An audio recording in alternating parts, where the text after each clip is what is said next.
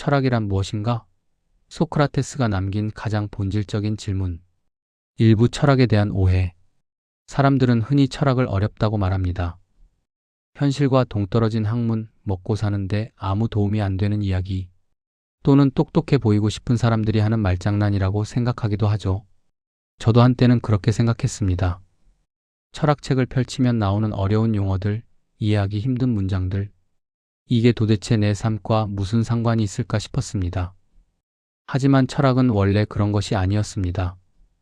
철학은 교실에서 시작된 것이 아니라 시장에서 시작됐습니다. 책상 위에서 시작된 것이 아니라 사람 사이에서 시작됐습니다. 복잡한 이론서에서 태어난 게 아니라 평범한 사람들의 일상적인 대화에서 태어났습니다. 그리고 그 한가운데에 있었던 사람이 바로 소크라테스입니다. 2부 지혜를 사랑하는 사람. 소크라테스는 스스로를 철학자라고 부르지 않았습니다. 생각해 보세요. 우리가 철학의 아버지라고 부르는 그 사람이 정작 본인은 철학자라는 타이틀을 거부했습니다. 왜일까요? 그는 자신을 지혜로운 사람이 아니라 지혜를 사랑하는 사람이라고 불렀습니다. 여기서 철학이라는 말이 나옵니다. 필로소피아.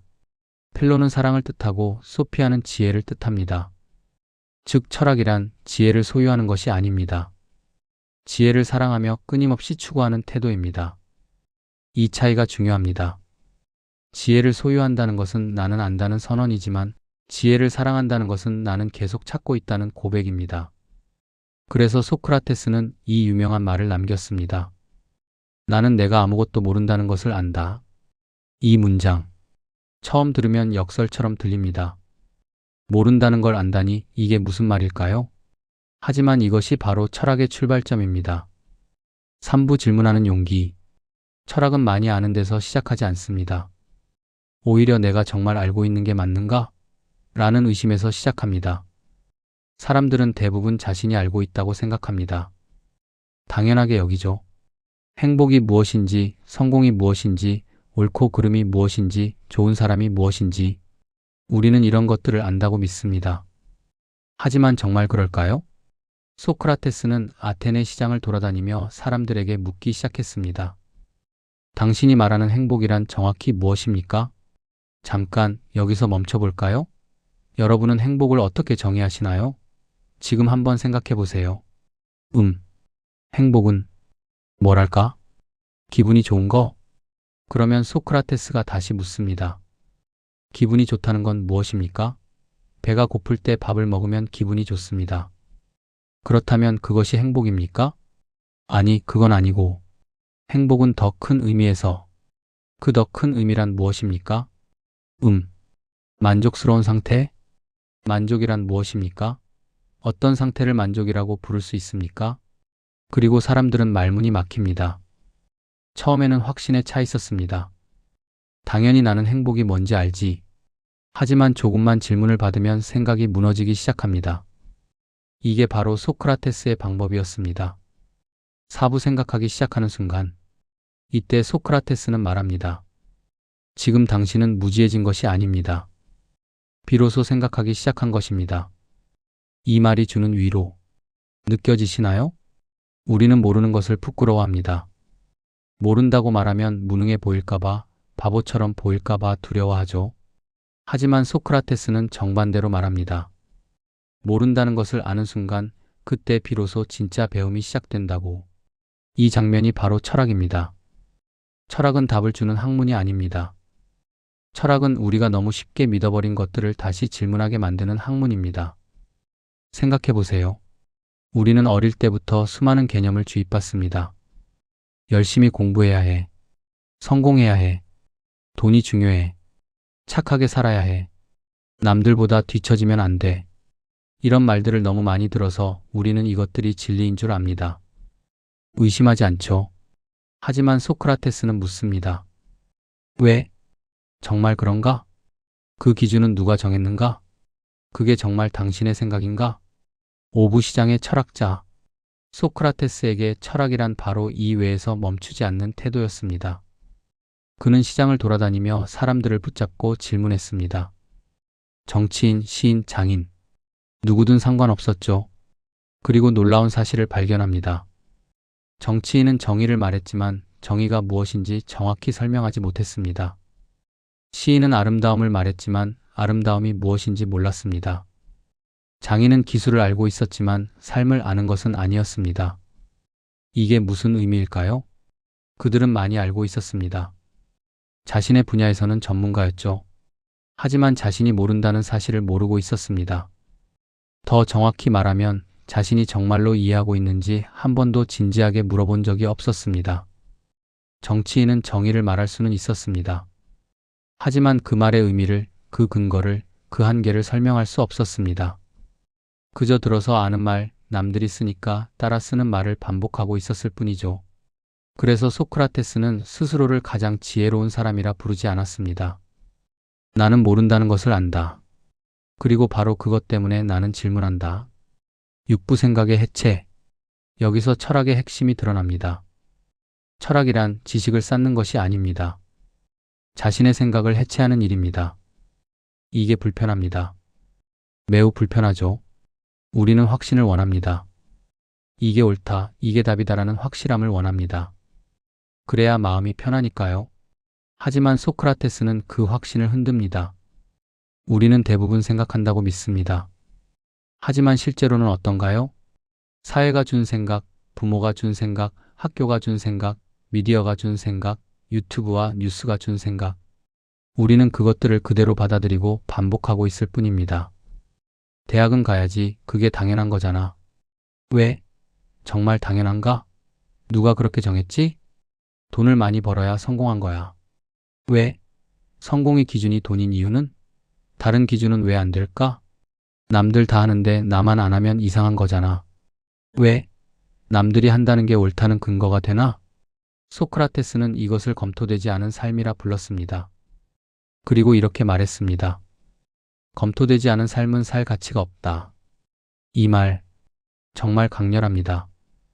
돈이 없어도 살 가치는 있습니다. 실패해도 살 가치는 있습니다. 외로워도 힘들어도 살 가치는 있습니다. 하지만 생각하지 않는 삶은? 소크라테스는 단호하게 말합니다. 그런 삶은 살 가치가 없다고. 칠부 진짜 현실을 묻다. 그에게 철학이란 잘 사는 법을 찾는 것이 아니었습니다. 무엇이 잘 사는 것인가를 묻는 것이었습니다. 이 차이 느껴지시나요? 잘 사는 법을 찾는다는 건 이미 잘 산다는 게 무엇인지 정해져 있다는 전제입니다. 그리고 그 목표를 향해 방법을 찾는 거죠. 하지만 소크라테스는 그 목표 자체를 묻습니다. 잘 산다는 게 뭐죠? 돈 많이 벌고 좋은 집에 살고 성공하는 거? 왜 그게 잘 사는 건가요? 그 기준은 어디서 왔나요? 정말 당신이 원하는 건가요? 아니면 사회가 원하는 건가요? 많은 사람들은 이렇게 묻습니다. 철학이 현실에 무슨 도움이 되나요? 소크라테스라면 이렇게 대답했을 겁니다. 당신이 무엇을 현실이라고 부르는지부터 생각해 보십시오. 우리는 현실이라는 말을 자주 씁니다. 현실적으로 생각해야지. 이상만 줬을 수는 없어. 현실이 있잖아. 그런데 그 현실이란 게 뭘까요? 우리가 현실이라고 부르는 것 속에서 우리는 돈을 쫓고 인정받으려 애쓰고 끊임없이 비교하며 살고 있습니다. 하지만 그 목표들이 정말 내 것인지 아니면 남이 정해준 것인지 거의 묻지 않습니다. 철학은 바로 이 지점에 개입합니다. 왜 나는 이 삶을 원하고 있는가? 왜 나는 이것을 두려워하는가? 왜 나는 이것을 성공이라고 믿는가? 이 질문이 시작되는 순간 사람은 더 이상 자동으로 살지 않습니다. 8부 위험한 철학. 소크라테스의 철학은 그래서 위험했습니다. 그는 사람들을 불편하게 만들었습니다. 확신을 무너뜨렸습니다. 권위와 상식을 흔들었습니다. 정치인들은 화가 났습니다. 저 사람이 우리를 바보로 만들고 있어. 부모들은 걱정했습니다. 우리 아이들이 저 사람 말을 듣더니 부모 말을 안 듣네. 사회 지도층은 두려워했습니다. 저 사람이 계속 질문하면 우리의 권위가 무너질 거야. 결국 그는 재판에 넘겨집니다. 죄목은 젊은이들을 타락시켰다는 것이었습니다. 생각해 보세요. 질문을 던지는 것이 타락입니까? 생각하게 만드는 것이 범죄입니까? 하지만 당시 아테네 사람들에게는 그랬습니다. 기존의 질서를 흔드는 것, 당연하다고 여겨진 것을 의심하는 것, 그것이 위험했습니다. 소크라테스는 사형을 선고받습니다. 그런데 여기서 철학의 진짜 모습이 드러납니다. 구부 삶으로서의 철학. 소크라테스는 도망칠 수 있었습니다. 제자들이 찾아와서 말했습니다. 선생님, 탈옥 계획을 세웠습니다. 이렇게 하면 빠져나갈 수 있어요. 이건 부당한 판결입니다. 도망치셔야 합니다. 하지만 소크라테스는 거절합니다. 왜일까요? 그 이유는 단순했습니다. 나는 평생 정의가 무엇인지 말해왔습니다. 법을 지켜야 한다고, 옳은 것을 따라야 한다고 말해왔습니다. 이제 그 말에 따라 살 것입니다. 이 장면, 정말 강렬합니다. 그에게 철학은 말이 아니었습니다. 삶이었습니다. 우리는 흔히 이렇게 생각합니다. 내 생각과 내 행동은 별개야. 생각은 생각이고 현실은 현실이지. 하지만 소크라테스는 그렇게 생각하지 않았습니다. 내가 정의를 말한다면 나는 정의롭게 살아야 한다. 내가 용기를 말한다면 나는 용기 있게 행동해야 한다. 내가 진리를 추구한다면 나는 진리 앞에서 도망치지 않아야 한다. 그는 죽음을 앞두고도 토론을 했습니다. 영혼이란 무엇인지, 좋은 삶이란 무엇인지, 죽음을 두려워해야 하는지 끝까지 질문했습니다. 제자들이 울고 있을 때 그는 차분하게 말했습니다. 우리는 죽음에 대해 아무것도 모릅니다. 죽음이 나쁜 것이라고 확신할 근거가 없습니다. 그렇다면 왜 두려워해야 합니까? 그리고 독배를 들었습니다. 이 장면은 철학이 단순한 지적 놀이가 아니라는 것을, 삶 전체를 관통하는 태도라는 것을 보여줍니다. 10부 철학의 정의. 소크라테스 이후 철학의 정의는 바뀌지 않았습니다. 철학이란 무엇인가? 철학은 세상을 설명하는 학문이 아닙니다. 자기 자신을 해명하는 작업입니다. 철학은 지식을 늘리는 것이 아닙니다. 자신의 믿음을 의심하는 용기입니다. 철학은 위로가 아닙니다. 먼저 불편해지는 일입니다. 그러나 바로 그 불편함 속에서 사람은 처음으로 자기 인생을 갖게 됩니다. 왜일까요? 남의 기준이 아니라 스스로 생각한 기준으로 살기 시작하기 때문입니다. 생각해 보세요. 부모님이 원하는 삶, 친구들이 부러워할 삶, 사회가 인정하는 삶. 이런 것들을 따라가다 보면 어느 순간 이런 생각이 듭니다. 이게 정말 내 삶인가? 나는 지금 뭐 하는 거지? 왜 이렇게 공허하지? 그때 필요한 게 철학입니다. 11부 자신의 삶을 설명하라. 소크라테스는 명령하지 않았습니다. 이렇게 살아라. 그는 오직 하나만 요구했습니다. 너 자신의 삶을 설명할 수 있어야 한다. 왜 이 일을 하는가? 그냥 돈 때문에? 부모님이 원해서?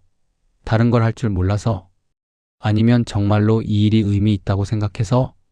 왜 이 관계를 유지하는가? 외로워서? 헤어지기 무서워서? 남들 눈에 좋아 보여서? 아니면 정말로 이 사람과 함께하고 싶어서? 왜 이것을 두려워하는가? 정말 위험해서? 아니면 실패할까봐? 남들이 뭐라고 할까봐? 왜 이것을 욕망하는가? 정말 내가 원하는 건가? 아니면 광고가 원하라고 한 건가? SNS가 부추긴 건가? 이 질문 앞에 서는 순간 우리는 철학을 시작하고 있는 것입니다. 그리고 이건 거창한 일이 아닙니다. 12부 당신의 철학. 철학은 대학 전공이 아닙니다. 철학은 책장에서 먼지 쌓여가는 고전이 아닙니다. 철학은 당신이 혼자 있을 때 시작됩니다. 밤에 이유 없이 불안할 때, 성공했는데 공허할 때, 남의 인생을 살고 있는 것 같을 때, 죽음이 문득 현실로 느껴질 때, 그때 떠오르는 질문. 나는 지금 제대로 살고 있는가? 이 질문이 바로 철학입니다. 소크라테스는 말합니다. 나는 당신에게 답을 주지 않는다. 대신 당신에게서 질문을 꺼내줄 뿐이다. 그리고 그것이 철학의 역할입니다. 철학은 길을 알려주지 않습니다. 대신 스스로 길을 만들 수밖에 없게 만듭니다. 철학은 마음을 편하게 해주지 않습니다. 대신 눈을 뜨게 만듭니다. 그래서 철학은 위험합니다. 그래서 철학은 자유롭습니다. 그래서 철학은 지금 이 시대에도 반드시 필요합니다. 13부 지금 여기서 당신이 당연하게 여겼던 생각 하나를 의심하는 순간 당신은 이미 철학을 하고 있습니다. 나는 행복해야 해. 정말? 왜? 항상 행복해야만 하나? 슬플 권리는 없나? 나는 성공해야 해.